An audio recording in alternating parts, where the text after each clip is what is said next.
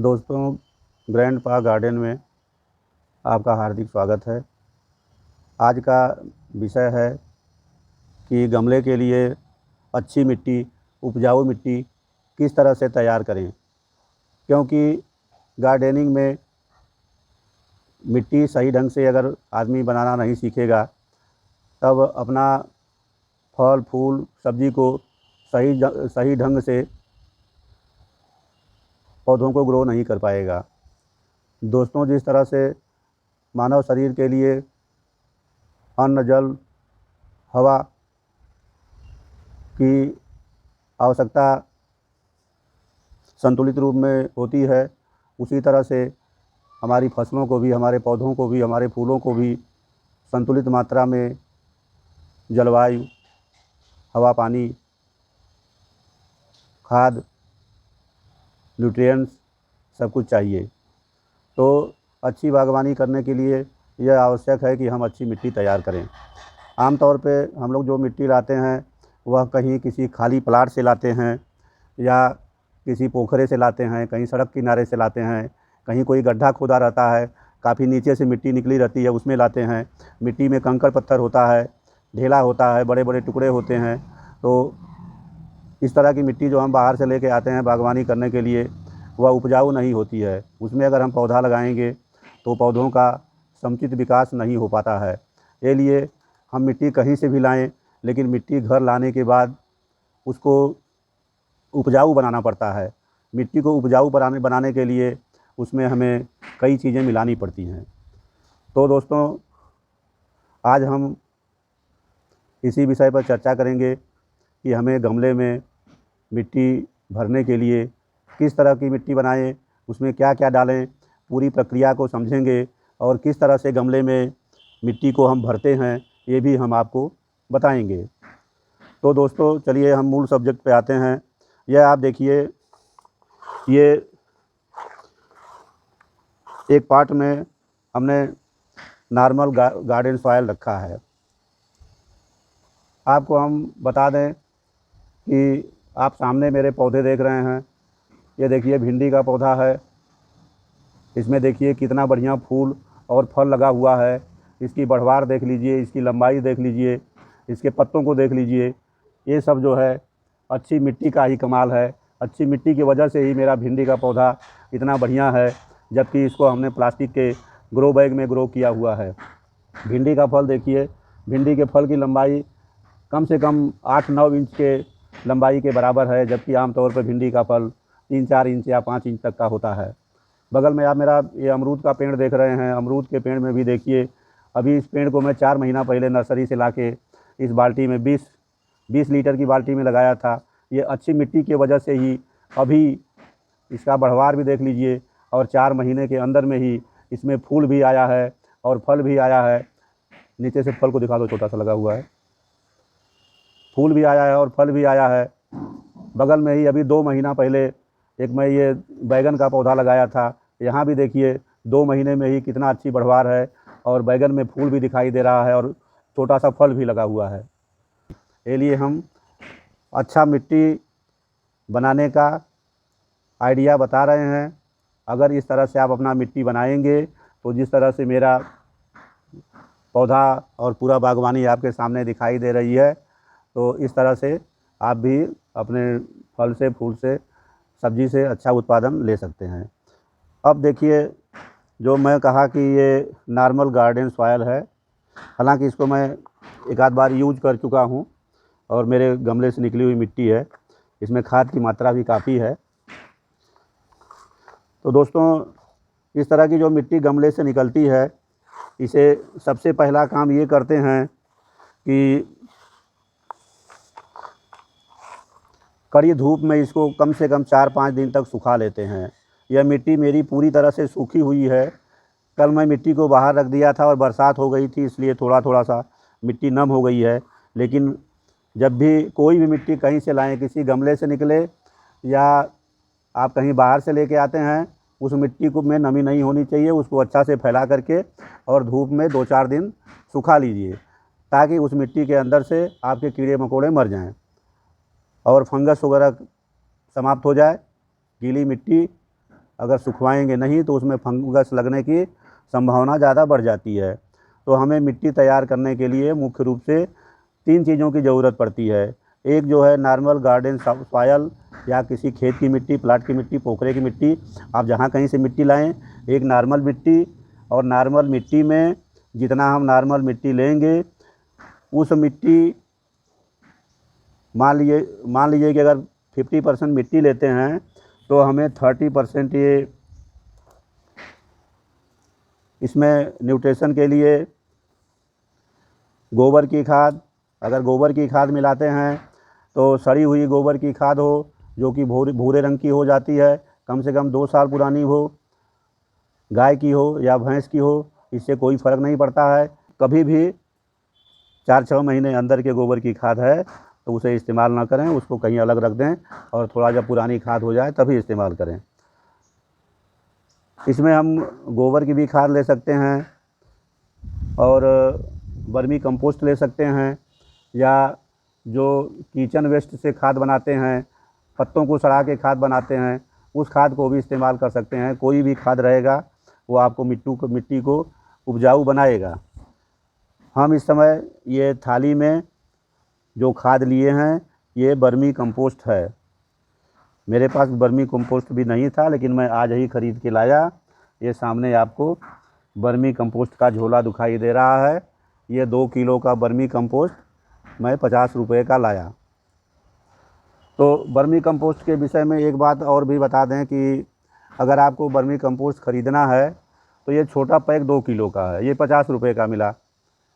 अगर आपको ज़्यादा वर्मी कंपोस्ट की ज़रूरत है तो आप छोटा पैक ना ख़रीदें।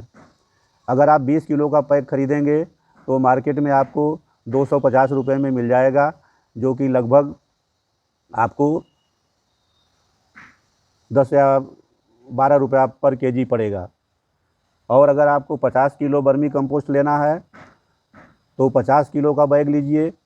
50 किलो का बैग 400 रुपया 420 रुपये में मिल जाता है, जो आपको 8 या 9 रुपया केजी पड़ेगा। क्योंकि मुझे 2 किलो का ही ज़रूरत था, इसलिए मैं ये छोटा पैक ले लिया जो 50 रुपये का मिला। तो ये बात रही खाद की। तो जो 3 मुख्य सामान है, नॉर्मल गार्डन सॉयल और ये वर्मी कंपोस्ट और ये तीसरा सामान, ये यहाँ पे बालू रखा हुआ है। तीनों को हम 40% ये नॉर्मल गार्डन सॉयल लेंगे और 30% वर्मी कंपोस्ट लेंगे। 20% हम मिलाएंगे इसमें गंगा बालू महीन बालू है। आप के यहाँ जो भी बालू उपलब्ध हो, लाल बालू हो या गंगा बालू हो, मोटा हो या महीन हो, उस बालू को आप डाल सकते हैं, उससे कोई दिक्कत नहीं है। और जो 10% बचेगा तो 10% में हम और बाकी जो सामान सामने रखा हुआ है, इसमें हम ये कोकोपीट मिलाएंगे।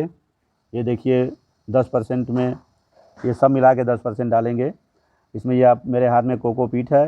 कोकोपीट डालने से फ़ायदा ये होगा कि आपकी मिट्टी काफ़ी दिनों तक नम रहेगी, क्योंकि बहुत बढ़िया से ये कोकोपीट नमी को एब्जॉर्ब करता है। अगर 2-4 दिन तक आप अपने गमले में पानी नहीं डालेंगे तो जो इसके द्वारा अवशोषित नमी है, उसी नमी से जड़ों को खुराक मिल जाएगी जल की, और आपका पौधा हरा भरा रहेगा। तो ये कोकोपीट डालेंगे। ये दूसरा सामान आप देख रहे हैं, ये इसको राइस हस्क बोलते हैं और हम लोग हिंदी में इसे धान की भूसी बोलते हैं। धान से जब चावल निकाल लेते हैं तो ऊपर का जो छिलका बचता है, ये अपने यहाँ धान की भूसी बोलते हैं। आपके यहाँ अलग अलग स्थान पर लोकेशन चेंज होने पर इसका नाम अलग हो सकता है, लेकिन ये राइस हस्क है, इतना आप समझिए। धान की भूसी है। इसको डालने से ये फंगस भी नहीं लगेगा, पहला फ़ायदा होगा। मिट्टी हमारी हल्की हो जाएगी। कोकोपीट डालने से भी मिट्टी हल्की होगी। और कोकोपीट और ये राइस हस्क समय बीतने के बाद मिट्टी में सड़ जाएंगे, और सड़ जाने के बाद ये दोनों हमें कंपोस्ट खाद का काम करेंगे। तो दोस्तों, अब हम अगली बात करते हैं। ये इस कटोरी में ये हमने लिया है, ये देखिए, ये सरसों की खली है। इसे मस्टर्ड केक बोलते हैं। यह सरसों से तेल मस्टर्ड ऑयल निकालने के बाद जो अवशेष बच जाता है वह सरसों की खली होता है। तो इसमें दोस्तों नाइट्रोजन, पोटास, फास्फोरस सब चीज़ पाया जाता है और ये हमारे पौधों के लिए बहुत फ़ायदेमंद है, इसलिए इसको हम अपने मिट्टी में मिलाते हैं। अगला नंबर आता है, ये आप देखिए, ये बोन मिल है। बोन मिल मतलब ये हड्डी का चूरा होता है। इसमें फास्फोरस की मात्रा काफ़ी ज़्यादा होती है, 5 या 6% तक फास्फोरस होता है। तो इसको जब हम मिट्टी मिलाते हैं उसी समय मिट्टी में मिला देना चाहिए, क्योंकि इसको खाद में कन्वर्ट होने में या पौधे की ताकत देने में यह बहुत धीरे धीरे काम करता है, एकाएक काम नहीं करता है। ये कोई केमिकल खाद नहीं है, तो इसलिए इसको मिट्टी बनाते समय मिला देंगे तो धीरे धीरे इसका कई महीने तक आपके पौधे को इसका फ़ायदा मिलता रहेगा। तो ये अब बात रही हड्डी के चूरा की। ये अगला आइटम आपको दिखाएं, ये नीम की खली है। नीम की खली में को मिट्टी में इसलिए मिलाते हैं कि ये कीटाणुनाशक है, तो इसमें नाइट्रोजन, पोटास, फास्फोरस भी पाया जाता है। ये खाद का भी काम करता है और कीटाणुनाशक का भी काम करता है, फंगिसाइड का भी काम करता है। तो यह तो नीम की खली किसी की भी पौधे के लिए आप जिस किसी पौधे में डालेंगे, जिस गमले में डालेंगे, या रामबाण है, इसको आप मिट्टी में भी मिला सकते हैं और इसको गमले में बाद में भी ऐड कर सकते हैं। ये आपकी बात रही नीम खली की। अगला आइटम हम आपको बता दें कि हम मिलाने के लिए क्या रखे हैं। ये इस कटोरी में हल्दी पाउडर है। हल्दी पाउडर को भी हम इसमें थोड़ा सा 1 चम्मच मिलाएंगे, जितना मिलाना है उतना ही मैं इस कटोरी में लिया हूँ। हल्दी पाउडर मिलाने से 2 फ़ायदा होता है। ये फंगिसाइड का काम करता है, तो एक तो हमारी मिट्टी में फंगस नहीं लगता है और दूसरा जो चींटी वगैरह का आक्रमण होता है और चींटी की वजह से मली वर्ग की भी शिकायत हो जाती है, तो उससे भी हमें, चींटियों से भी काफ़ी राहत मिलेगी। लेकिन बगीचे में तो चींटियाँ आती ही रहती हैं, फिर भी उससे बहुत राहत होगा। इसके बाद एक सामान हम और मिलाएंगे। ये कटोरी में ये उपले की राख है। जिस समय आप मिट्टी सब मिक्स करते हैं तो हल्का सा अगर आपका मिट्टी नम है तो अच्छा है। ये बात हो गई राख पाउडर की। आगे हम फिर अब आपको बताएंगे कि प्रैक्टिकल रूप से ये किस तरह से हम इनको आपस में मिक्स करते हैं। तो ये नॉर्मल गार्डन सॉइल है, इसमें मैं सबसे पहला काम करूँगा अंदाज से ये गंगा बालू को मिक्स करूँगा।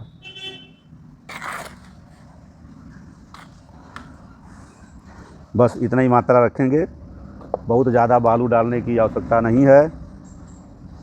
ये गंगा बालू डाल दिए। गंगा बालू इस तरह से इसको थोड़ा सा मिक्स कर लेंगे। इसमें पुनः हम ये वर्मी कंपोस्ट डालेंगे। ये करीब 30% के आसपास है, जितना ज़रूरत थी।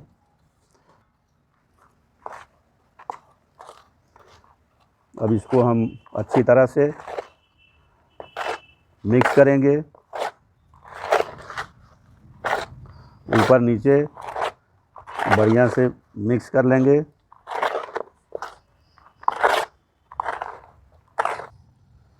ये धान की भूसी को चारों तरफ छिड़क देंगे।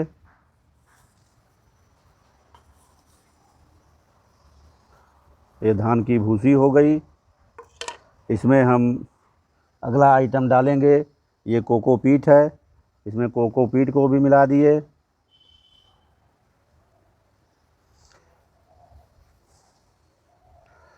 कोकोपीट के विषय में हम आपको बता दें कि अगर आपको कोकोपीट ख़रीदना है तो कम से कम 4 या 5 किलो का जो उसका टुकड़ा आता है, ईंट की तरह रहता है, 4-5 किलो का ख़रीदेंगे तो आपको सस्ता मिलेगा। 4-5 किलो का एक अंदाज हमारे यहाँ लोकल मार्केट में 250-260 रुपये का मिल जाता है। सब 5 किलो का बोल के देता है, लेकिन वज़न 4.5 किलो होता है। कोकोपीट अगर आप उसका ईंट की तरह का होता है, उसको लेके आते हैं तो आपको कोकोपीट को पहले पानी में भिगोना होगा। एक बाल्टी में, बड़ी बाल्टी में पानी ले लीजिए, कम से कम 20 लीटर की बाल्टी होनी चाहिए। उसमें कोकोपीट को डाल दीजिए और वो फिर एकदम से कुछ देर में फूल जाएगा। फूलने के बाद कोकोपीट तभी इस्तेमाल करिए जबकि उसको उसमें से 2-3 पानी से धो करके बाहर निकाल लीजिए, धूप में सुखा करके किसी बोरा में स्टोर करके रख लीजिए और जब जितना ज़रूरत पड़ती हो उतना कोकोपीट इस्तेमाल करते रहिए। 4.5 किलो या 5 किलो वाला लेने पे वो एक ही ईंट की तरह होता है, वो आपको 50 रुपया या 60 रुपया किलो मिल जाएगा। लेकिन अगर आप आधा केजी का ख़रीदने जाएंगे तो आधा केजी भी आपको 100 रुपये से 80-90 रुपये से कम का नहीं मिलेगा। तो अपनी ज़रूरत के हिसाब से परचेज करिए, जो मार्केट की स्थिति है हम बता दिए, क्योंकि थोड़ा इकनॉमिक तरीके से भी आदमी को काम करना पड़ता है कि गार्डनिंग में बहुत ज़्यादा पैसा न लगे। ये धान की भूसी मिलाने के और कोकोपीट मिलाने के बाद ये मेरे हाथ में ये मस्टर्ड केक है। ये मस्टर्ड केक ये मेरे घर का है। जो मेरे घर का सरसों होता है उसका मैं जा कर के कोल्हू में स्पेलर से तेल निकलवाता हूँ और तेल निकालने के बाद जो मस्टर्ड केक बच जाता है उसे मैं ले कर के आता हूँ। तो इसीलिए अगर मार्केट से मैं लेता तो मैं महीन वाला भी ले सकता था, जो कि चक्की में पीस करके सब देता है। तो इसको हाथ से हमने काफ़ी बड़ा बड़ा टुकड़ा था, इसको मैं हाथ से तोड़ के छोटा कर लिया हूँ और इतने बड़े टुकड़े से कोई दिक्कत नहीं है। जैसे ही गमले में पानी डालते हैं तो ये सब मस्टर्ड केक पानी मिलते ही तुरंत गल जाती है। तो इस तरह से हम इसको छिड़क लिए। अगर आपको ख़रीद के लाना है तो पिसा हुआ जो महीन होता है आप लेके आ सकते हैं। कोकोपीट जहाँ गाय भैंस के लिए चारा मिलता है उस दुकान पे आप जाएंगे, वहाँ पे आपको आराम से मिल जाएगा। या तो जहाँ सरसों का तेल पेलने का कोल्हू है वहाँ पे जाइए, आप वहाँ से भी ले सकते हैं। इस तरह से ये कम से कम हाफ केजी के आसपास ये मस्टर्ड केक मैंने इसमें मिला दिया, मतलब इस बर्तन में डाल दिए हैं, सब एक साथ मिलाएंगे। इसके बाद मैं ये नीम खली डालता हूँ। नीम खली कीटाणुनाशक है, जैसा मैं आपको पहले ही बता चुका हूँ। और हर गमले में हर पौधे में थोड़ा थोड़ा ये डालना ज़रूरी है। और एक बात ये बता दें कि चूँकि हम लोग गार्डनिंग इसलिए करते हैं कि हम जो भी मार्केट से सब्ज़ी फल फूल ख़रीदते हैं वो सब के सब केमिकल से तैयार किए होते हैं, तो हमारे स्वास्थ्य के लिए फ़ायदेमंद नहीं है। अगर हम अपने घर में पैदा करते हैं, मेहनत करते हैं, दोस्तों ये बात सही है कि हम पूरे साल के लिए नहीं पैदा कर सकते, लेकिन जब तक के लिए जितने दिन के लिए भी हम कर पाएंगे अपने घर में पैदा करेंगे तो जितना होगा उतने दिन तक हम कम से कम केमिकल से मुक्त सब्ज़ी, साग, पालक, गोभी, भंटा, टमाटर ये सब खा सकते हैं। तो सबसे बड़ा फ़ायदा है। आपसे निवेदन है कि जो घर में गमला में या अपने मतलब होम गार्डन में ज़मीन में कोई भी सब्ज़ी लगाते हैं उसमें केमिकल का प्रयोग ना करिए, केवल जैविक तरीके से खेती करिए। मैं जो आपको बता रहा हूँ ये सब सामान मिलाइए, इसमें केमिकल मिलाने से भी ज़्यादा पौधों को ताकत मिलेगी और जो भी आपको फल मिलेगा, सब्ज़ी मिलेगी, वह शुद्ध एकदम सात्विक मिलेगी। आपके परिवार के लिए, आपके लिए वो फ़ायदेमंद होगी, आपका स्वास्थ्य ठीक रहेगा। तो इस तरह से मैं इसमें ये नीम खली मिला दिया। नीम खली मिलाने के बाद मैं इसमें ये बोन मील मिलाऊंगा। ये हड्डी का चूरा है और यह 2 तरह का आता है, एक स्टीम्ड होता है और एक बिना स्टीम्ड होता है। तो आप कोशिश ये करिए कि जो स्टीम से सुखाया हुआ रहता है उसको लीजिए। अगर अनस्टीम्ड बोनमील लाएंगे तो उससे फंगस लगने का कुछ खतरा रहता है। फिर भी जो नीम का केक मिलाते हैं वो कवर कर लेता है। ये राख मिलाएंगे। राख फास्फोरस का स्रोत है और राख ये जो कटोरी में रखे हैं इसकी मात्रा ये ज़्यादा है, इतनी मिट्टी में इतना राख नहीं चलेगी। राख को डालने से मिट्टी के पीएच का मान बढ़ जाता है, तो इसलिए हम इतना राख नहीं डालेंगे। ये जो चम्मच आप देख रहे हैं इस चम्मच से 1 चम्मच राख इसमें पर्याप्त है। तो ये मैं 1 चम्मच राख इसमें मिला दिया। बस ज़्यादा राख डालने से मिट्टी हमारी ख़राब हो जाएगी। इसका जितना वाजिब मात्रा है उतना ही डालना ठीक है। राख भी एंटी फंगल होता है, तो यह कीटाणुनाशक है। कीटाणु भी पौधे में नहीं लगते हैं। दूसरा फास्फोरस का स्रोत है। तो मैं अपनी मिट्टी में कुछ ज़्यादा ही मटेरियल डाल रहा हूँ। दोस्तों आपसे निवेदन है कि आप इसमें से जो भी आपके पास उपलब्ध हो उतना ही डालें, फिर समय समय पर अपने पौधों को खाद देते रहें। मैं जो आदर्श मिट्टी बनना चाहिए उस तरह का मैं आपको बना के दिखा रहा हूँ। ये देखिए हल्दी पाउडर छिड़क दिए, यह भी एंटी फंगल है। इसको डालने से हमारी मिट्टी में फंगस की समस्या नहीं आएगी। ये कटोरी में रखा हुआ हल्दी भी ज़्यादा है, इसलिए मैं पूरा नहीं डाल रहा हूँ, मैं अब काम भर इसमें दे दिया। अब दोस्तों क्या करना है कि हमें अपनी मिट्टी को बढ़िया से एकदम ऊपर नीचे एकदम इसको मिलाना है। किस तरह से तैयार करें यह बात आप लोगों को अच्छा से समझ में आ गई होगी। यह मिट्टी बहुत ही बढ़िया बनी है। आप इसमें कोई भी पौधा लगाएंगे, किसी पौधे के लिए इस्तेमाल करिए, आपका हर पौधा अच्छा से चलेगा, अच्छा से बढ़ेगा, अच्छा से फल होगा और फलों में चमक रहेगी, कोई आपका फल फटेगा नहीं। तो आपसे निवेदन है कि अगर आपको ये लगता है कि हम आपको सही जानकारी दे रहा हूँ, आपको सही लाइन पे ले जा रहा हूँ, ये आपके लिए जानकारी फ़ायदेमंद है, तो आप से निवेदन है कि आप हमारे चैनल को लाइक करिए, शेयर करिए, सब्सक्राइब करिए, बेल आइकन का घंटी दबाइए, ताकि हमारा आपका संबंध जो है आगे तक के लिए बना रहे। आगे भी हम आपको अच्छी अच्छी जानकारी देने की कोशिश करेंगे।